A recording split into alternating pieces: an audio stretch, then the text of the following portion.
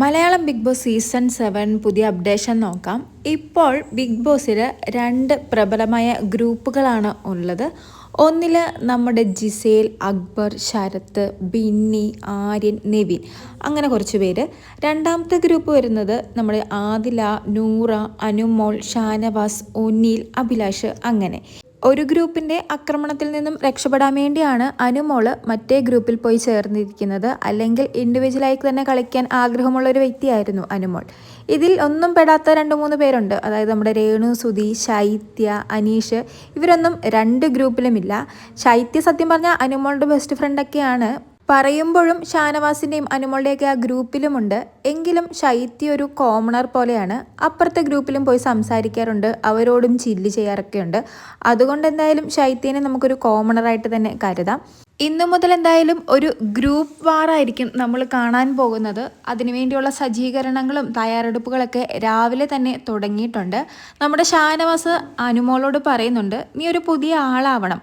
ഒരാൾ നിന്നോട് എന്തെങ്കിലും പറഞ്ഞാൽ ആ സ്പോട്ടിൽ തന്നെ നീ തിരിച്ചു പറയണം, പ്രതികരിക്കണം. അല്ലാതെ ഇങ്ങനെ മോങ്ങിക്കൊണ്ടിരുന്നാൽ കാര്യമില്ല. അവർ നിന്നെ വീണ്ടും വീണ്ടും ടാർഗറ്റ് ചെയ്യും. നിനക്ക് എന്ത് പ്രശ്നമുണ്ടെങ്കിലും ആ ഒരു പ്രശ്നത്തിൽ ഞങ്ങൾ ഇടപെടും, നിനക്ക് വേണ്ടി ഞങ്ങൾ പ്രതികരിക്കുമെന്നൊക്കെ ഷാനവാസ് അനുമോളെ മോട്ടിവേറ്റ് ചെയ്യുന്നുണ്ട്. അതുപോലെ തന്നെ ഇനി ഒരു ടാസ്ക് വരികയാണെങ്കിൽ ഇഷ്ടമില്ലാത്തവരെ തിരഞ്ഞെടുക്കാൻ പറഞ്ഞാൽ അവരുടെ ഗ്രൂപ്പിൽ നിന്ന് വേണം തിരഞ്ഞെടുക്കാൻ. ഇഷ്ടമുള്ള ഒരാളെ തിരഞ്ഞെടുക്കാൻ പറഞ്ഞാൽ നമ്മുടെ ഗ്രൂപ്പിൽ നിന്നും. അതല്ലാതെ അനീഷിനെ ഇനി ടാർഗറ്റ് ചെയ്യേണ്ട, അയാൾക്ക് നല്ല ബുദ്ധിയുണ്ട്, അയാളുടെ ഗെയിം കളിച്ചോളുമെന്നും ഷാനവാസ് അനുമോളോട് പറഞ്ഞു കൊടുക്കുന്നുണ്ട്. എന്തായാലും ഇന്നലത്തെ രാത്രിയിലത്തെ ആ ഒരൊറ്റ ഫൈറ്റോട് കൂടി 2 പ്രബലമായ ഗ്രൂപ്പാണ് ഇപ്പോൾ ബിഗ് ബോസ് ഹൗസിനുള്ളിൽ രൂപപ്പെട്ടിരിക്കുന്നത്.